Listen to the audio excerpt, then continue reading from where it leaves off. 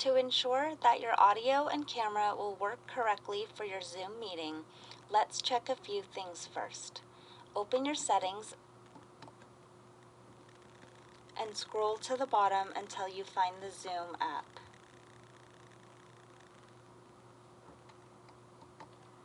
Tap to open the settings and ensure that your microphone and camera are both toggled to on.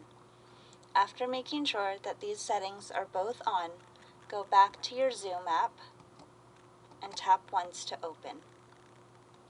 In the gear in the left top corner of the screen, tap to open your settings.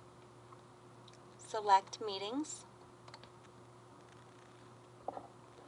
Auto Connect to Audio needs to be turned on.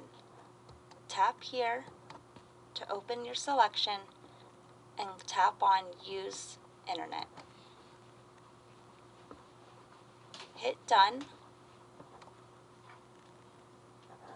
and double check that Always Mute My Microphone and Always Turn Off My Video are turned off. Click the back arrow to return. Hit Cancel and you will be back at the Zoom home screen.